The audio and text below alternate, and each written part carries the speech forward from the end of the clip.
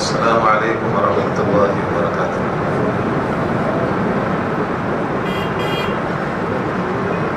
الحمد للہ وحدہ والصلاة والسلام علی من لا نبی بعدہ، فاعوذ باللہ من الشیطان الرجیم، بسم اللہ الرحمن الرحیم۔ ومن يتق الله يجعل له مخرجا ويرزقه من حيث لا يحتسب ومن يتوكل على الله فهو حسبه ان الله بالغ امره قد جعل الله لكل شيء قدرا۔ صدق الله العظيم۔ اللهم صل على محمد وعلى ال محمد كما صليت على ابراهيم وعلى ال ابراهيم انك حميد مجيد۔ سبحان ربك رب العزة عما يصفون وسلام على المرسلين والحمد لله رب العالمين۔ دوست عزیز بزرگو، آج وقت آ چکا ہے کہ روزی کمانے میں اور خرچ کرنے میں اپنی ذات پر دبانے والا نگران متعین کرے۔ اگر دبانے والا نگران متعین نہ کیا، اللہ نہ کرے نہ اللہ نہ کرے، تو پھر ہمارے جسم کے اعضاء عبادات سے نااہل ہونے کے لیے کافی ہے۔ پھر ہم بات عرض کرتا ہوں، پھر جسم کے اعضاء عبادات سے نااہل ہونے کے لیے کافی ہے، اور اعضاء سے بغاوت ظاہر ہونے کے لیے کافی ہے، جو آج سب کو شکایت ہے کہ اعضاء میں بغاوت ہے، اللہ کی نافرمانی کا ظہور اعضاء سے ہو رہا ہے، اور عبادتوں کی جان نکل چکی ہے۔ اس کی بنیادی وجہ اپنے اوپر دبانے والا نگران متعین نہیں۔ یہ جملہ ہمارا نہیں ہے، یہ جملہ امت کے سب سے بڑے عالم معاذ بن جبل رضی اللہ عنہ کا ہے کہ سیدنا عمر رضی اللہ عنہ نے ان کو زکوٰۃ وصول کرنے کے لیے بنو کلاب میں بھیجا۔ آج تو جانے والوں کے ٹھاٹ باٹ ہوتے ہیں، ان کے پاس ایک چمڑے کا ٹاٹ، گرمی سے بچنے کے لیے سر پر اور فیصلہ کرنے کے لیے زمین پر۔ گرمی سے بچنے کے لیے سر پر اور فیصلہ کرنے کے لیے، گرمی سے بچنے کے لیے سر پر اور فیصلہ کرنے کے لیے زمین پر۔ وہ گئے، ان کا مال وصول کیا، اور وصول کر کے ان کے بیچ میں تقسیم کر کے وہی چمڑا گلے میں لٹکا کر واپس آ گئے۔ ان کی بیوی نے سوال کیا، جانے والے ہدایہ لے کر آتے ہیں، تمہارے پاس ہدایہ کہاں ہے؟ اللہ اکبر۔ اس وقت معاذ بن جبل رضی اللہ عنہ نے فرمایا، کیسے ہدایہ لاتا؟ دبانے والا نگران متعین تھا۔ ان کی بیوی کو حیرت، آپ پر دبانے والا نگران متعین کر دیا؟ آپ تو اللہ کے رسول کے زمانے میں امین تھے، آپ تو ابو بکر کے زمانے میں امین تھے، اور آپ پر دبانے والا نگران آ گیا۔ اس نے اپنے خاندان میں اتنا شور مچایا، بات پوچھتے پوچھتے سیدنا عمر رضی اللہ عنہ تک پہنچی۔ سیدنا عمر رضی اللہ عنہ نے معاذ بن جبل کو بلایا، فرمایا، معاذ، میں نے کون سا دبانے والا نگران تجھ پر متعین کیا تھا جو تو نے گھر والی کو یہ کہا؟ فرمایا، امیر صاحب، گھر والے سے بچنے کا اور کوئی راستہ نہیں تھا، اس وجہ سے میں نے کہا، اور اس سے میری مراد اللہ تھی۔ اس سے میری مراد کون تھی؟ یعنی ہر آن مجھے خیال تھا اللہ میرے ساتھ ہے۔ آج ہم جتنے کمانے والے ہیں نا، جتنے طریقے کار سے کما رہے ہیں، اگر ان کے سامنے اللہ ہوتا نا تو کہیں بھی ہمارا ہاتھ آگے نہیں بڑھتا اس کے کمانے کے لیے۔ آج جو واقعات اور خبریں ہم سنتے ہیں کہ اس انداز سے کمائے، اس انداز سے جائے، اس راستہ پوچھے، یہ راستے سے پوچھے، کیا میں آپ کو سیرت بتاؤں؟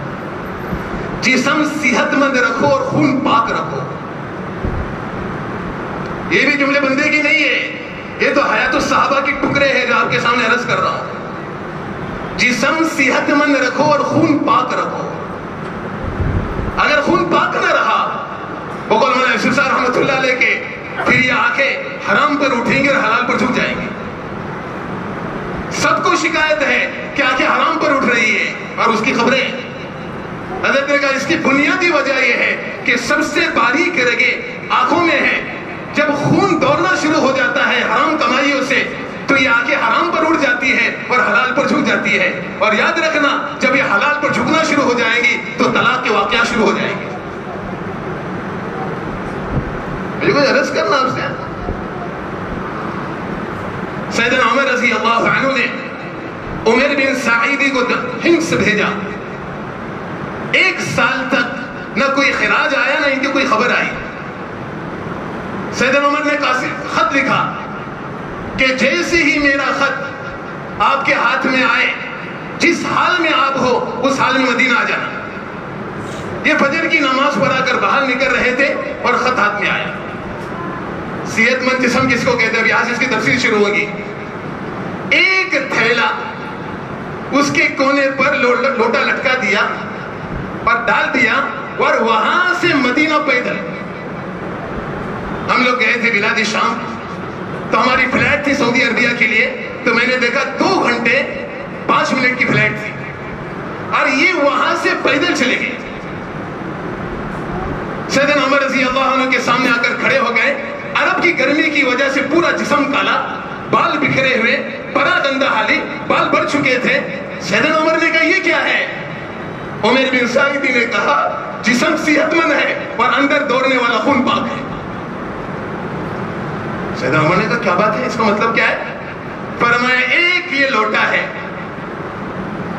اس میں کھاتا ہوں، اسی میں نہاتا ہوں اور اسی میں کپڑے دھوتا ہوں.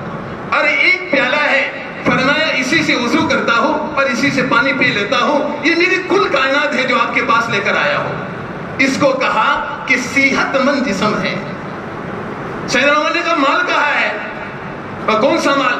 جب مال آپ کا ہے نہیں تو آپ سوال کیوں کر رہے ہیں کہ مال کون سا ہے؟ مال میں نے ان کی مالداروں سے لیا اور ان کی غریبوں میں تقسیم کر دیا. میں نے کچھ استعمال نہیں کیا ہے جس کی وجہ سے میرا اندر دوڑنے والا خون پاک ہے. شیخ سے ہم نے سنا لوگ نماز کے شرائط لگاتے ہیں، جسم پاک ہو، جگہ پاک ہو، کپڑے پاک ہو. ارے حضرت نے کہا ایک شرط اور بھی بنا دو کہ خون پاک ہو جائے. اگلا جملہ کہا خون کی پاکی کی بغیر عبادتوں کی مثال ایسی ہے جسے سونے کی رکابی میں پاخانہ رکھا ہوا ہے. اس وجہ سے گزارش کر رہا ہوں، پہلی گزارش اپنے اوپر نگران رکھو. دوسری گزارش صحت مند اور خون پاک رکھو کہ ہر آنے والے لقمے کو تلاش کرو کہ کیا چیزیں ہمارے پاس آ رہی ہیں. تیسری گزارش، آج ہمارے اندر سے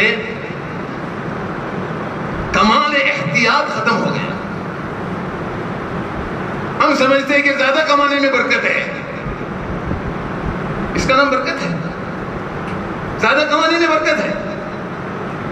یاد رکھنا جب اللہ رب العزت اضطراری حال کھول دیتے ہیں نا، جملے شیخ یوسف کی نقل کر رہا ہوں، جب اضطراری حال کھول دیتے ہیں نا اللہ، تو وہاں مال لگانا پڑتا ہے جہاں لگانے کو دل بھی نہیں چاہتا ہے.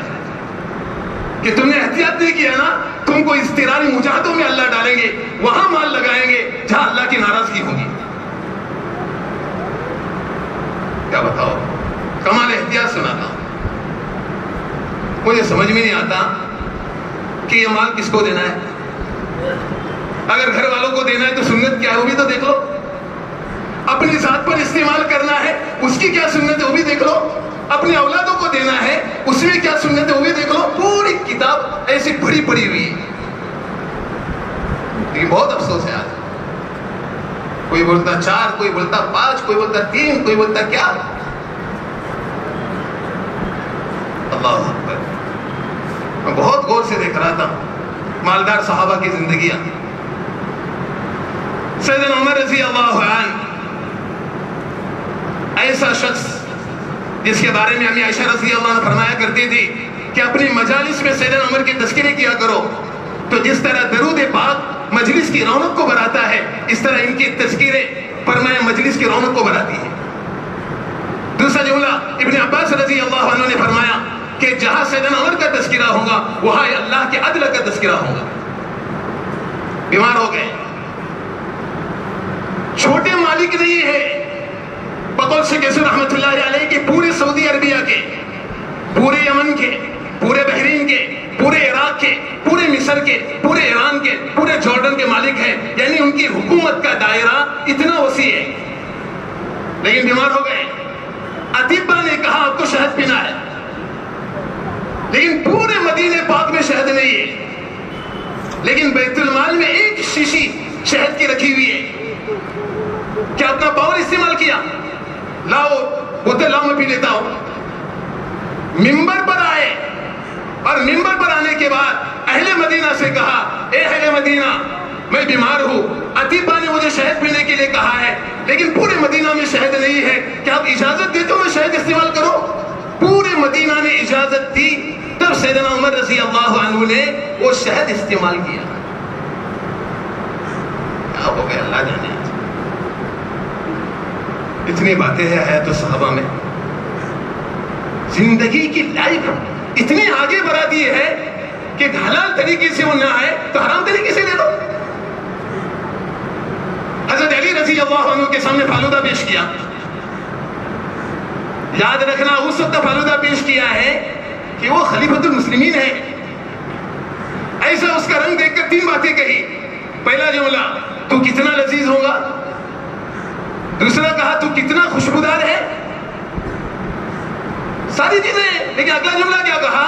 اس چیز کی میری زندگی میں عادت نہیں ہے تو اس کو پی کر زندگی کی عادت کیوں بنا لو. تو ہاتھ نہیں لگایا. کیا مثال ہے؟ تو ہم سمجھتے ہیں کہ ہمیں مال لگے گھر والوں کو دینا ہے، گھر والوں کے بارے میں کیا احتیاط ہو سن لو. سیدنا عمر رضی اللہ عنہ کے پاس بحرین سے مشک آیا. 3 کی بیوی آتی کا بہترین مشک تولنے والی، بہترین مشک تولنے والی.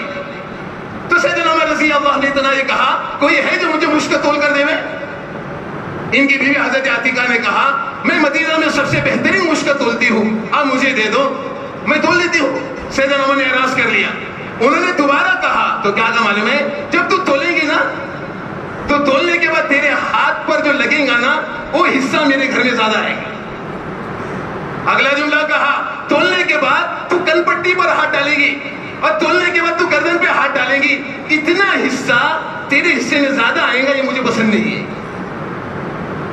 اپنے گھر والوں کو بھی اتنا بچائے. کیا بتاؤ، ہم سب کی تمنا ہے اولاد کمائے، ہم سب مطمئن ہیں، لیکن یہ بھی تو فکر کرو کہ اولاد صحیح کمائے. کبھی پوچھا بیٹا تم نے کہاں سے کما کر لایا؟ اور سنت ہے نگرانی کرنا.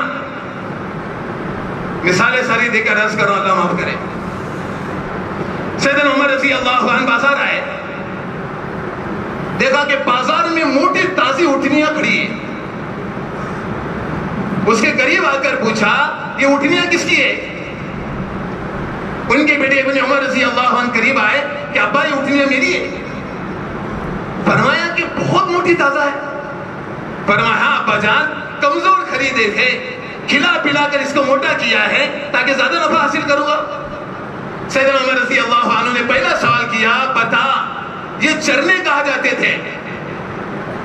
ابن عمر رضی اللہ عنہ نے عرض کیا ابا جان یہ چرنے جہاں مسلمانوں کے اونٹ چرنے جاتے تھے وہاں جاتے تھے.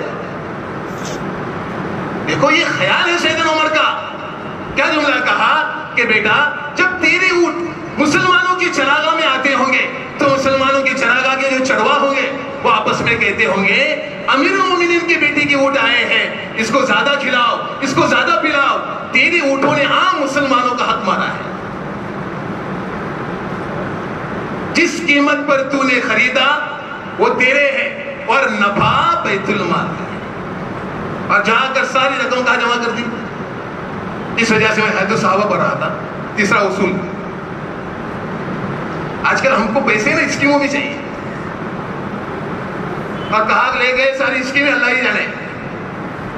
اشارتاً بول رہا ہوں ساری چیزیں معاف کرنا. اتنی بڑی اسکیم ان کے سامنے رکھی گئی عبد الرحمن بن عوف رضی اللہ عنہ کے سامنے. وہ کیا تھی؟ میرے 2 باغ ہیں. سعد بن ربیعہ نے کہا میرے 2 باغ ہیں, ایک باغ آپ کو لے لو, ایک باغ مجھے دے دو, اور جو آپ کو پسند ہے وہ لے لو. اگلا جملہ میں نے نقل کر رہا ہوں, اس سے ہمارے اس جو بیان چل رہا ہے اس کا تعلق نہیں ہے. اللہ اکبر. عبد الرحمن بن عوف نے کیا فرمایا کہ دیکھو اللہ نے اگرچہ پورے مدینہ کو آپ کو مالدار بنایا ہے, اللہ آپ کے مال میں, آپ کے گھر میں اللہ برکتیں دے, مجھے بازار کا راستہ دکھاؤ. وہاں علماء نے باپ باندھا, اپنے ہاتھ سے محنت کر کے کمانا سنت ہے. گئے بازار میں اور پہلے دن پنیر بچا کر لائے. پھر اللہ نے وہ وقت لایا کہ ایک ہی وقت میں گیہوں, ایک ہی وقت میں آٹا, اور ایک ہی وقت میں خوشبو, اور ایک ہی وقت میں برتن, اور ایک ہی وقت میں کپڑا. سارا مدینہ سے عبد الرحمن بن عوف بزنس کیا کرتے تھے. اور اللہ نے وہ مال دیا کہ ان کے انتقال کے بعد جب لوگوں نے سونا کلہاڑی سے کاٹا تو کاٹنے والوں کے ہاتھوں میں زخم پیدا ہو گئے تھے. لیکن اصول یہ بیان کیا کہ اپنے ہاتھ سے کمائی کرو. کوئی میں اپنے ہوٹل میں بیٹھا تھا, اپنے گاؤں کا ایک آدمی آیا میرے پاس, بولا اسکیم ہے. میں کیا اسکیم؟ ایسا دو, ایسی ڈمپر تمہاری ہو جائیں گی, ایسا کرو, ایسے تمہاری ڈمپر ہو جائے گی. میں نے کہا میرے پاس ایک اسکیم ہے.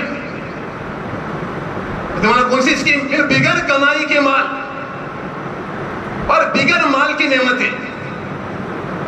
بغیر کمائی کے مال اور بغیر مال کی نعمتیں. مولانا یہ کون سی اسکیم ہے؟ وہ یہ اللہ کا ڈر ہے.